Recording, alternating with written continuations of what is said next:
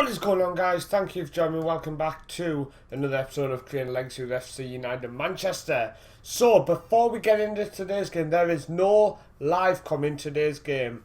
My mistake. I literally hold my hands up. I am currently watching Newcastle versus Everton. So you have an idea when this has been recorded. I'm trying to get ahead because I've got a lot of busy things planned in the next week. Basically, I was kind of just playing and glancing at the TV, and then next thing you know, I'd already kicked off the last game of the season. So I do apologise. But we're going to run the highlights of the games, then have a look at a brief look at the season and see what our thoughts are.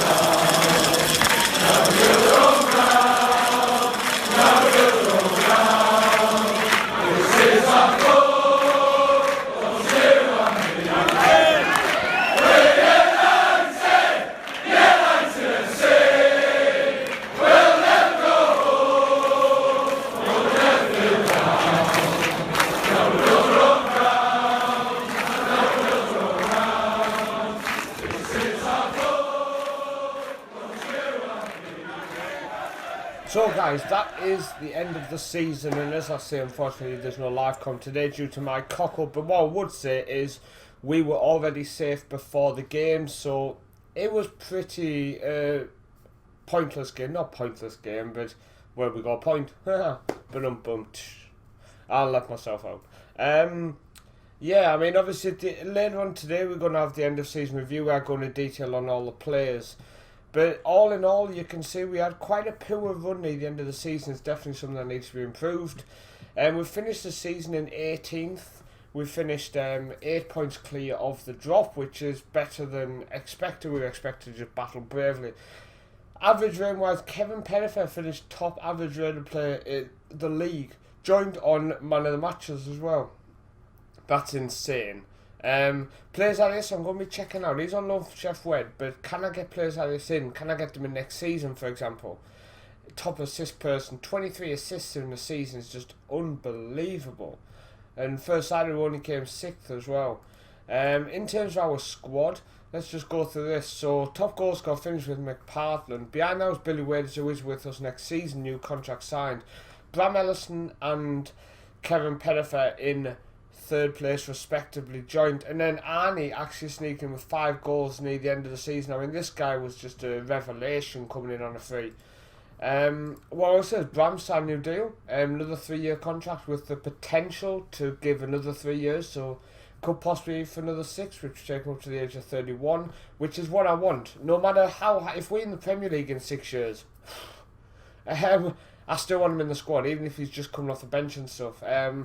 It's the fact that he's come through the youth system, guys, and he was the first product through the youth system. If we go on to the assist-wise, Pettifer finished with 11, Billy Waders with 8. We have McPalm with 7, Bram, Saunders and Simpson all with 5. Key passes throughout the season, Pettifer with 256, 214 for Bram, 147 for our striker McPalm, so it does show the striker role, how it works in this formation. Distance covered per 90 minutes, Billy Waders is up there, 8.9, 8.8 for Saunders and Arnie put together, and then you've got Simpson, Pettifer and Ellison, which is brilliant that the work rate in the midfield is there. Sorry, headers 1, you've got Castano, Reed, Jorkai, Magnus only played the 1 game, he came back off loan, so I gave him his debut. Just threw him in for the last game of the season, why not? Pass percentage, 81% from Bram Ellison, brilliant, he's gone over the 80%. 2 more on 80% Pettifer and Rory Ring, who actually only played 16 games total, but he had a really good pass percentage. Average rating, and Pettifer obviously topped that after topping the League One, and then you've got Arnie 7.66. What a revelation! What a signing! One of my main things I wanted was winners for next season. He's almost took that away and said, "Well, look, you don't need to sign winners. I'm here." Most valuable player is 1.4 million is Bram Ellison. Then it's Pettifer at 900. Will he still be here next season? He topped all the stats. He's a great player, but we need money. So it's all down to how pre-season goes, whether he actually stays or not. If I can find someone who I genuinely believe can replace him, then he will probably be moved on, because he has a year left on his contract and he wants insane money. So he will more than likely be gone if I can find someone to replace him. In terms of the club now, then, the season is finished. I'm still in favour of personnel. I don't know if I'll update throughout the summer, fingers crossed. My profile screen, Colin, also known as FM Yank, pointed something out fantastic actually today. I showed him a screenshot of my profile, and he said, "You are the most defensive-minded tactician he knows. I'm the most defensive-minded, and yet I have 20 for attacking." It's insane. No idea how. 16. There's just look at the stats. Look at the stats. I mean, playing knowledge 19. I'm finding now I don't have to scout many. Well, I do, but I'm seeing more and more stats of people. And I think I don't know if that's because my player knowledge is high, I'm not sure, or because my scouts have been around England a few times now. 495 games played, so we're 5 games short of 500 games in charge of FC United Manchester. Absolutely loving it.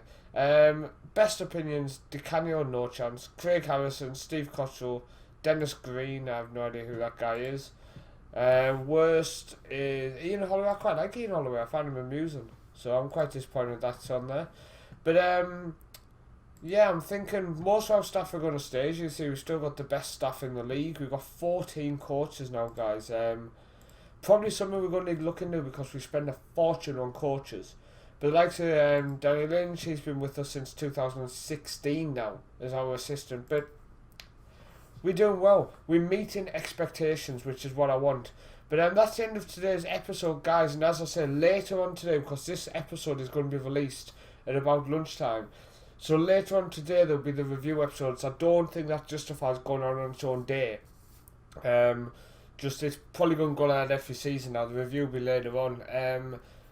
If you do want to see more in more detail, my thoughts on my players, my thoughts on my plans over the summer, then obviously check that out. I'll try not to keep it too long, but thank you for watching, really do appreciate it. Remember to check out Colin's White Tigers Rising, and I will see you next time for more Creating a Legacy as we enter season 11.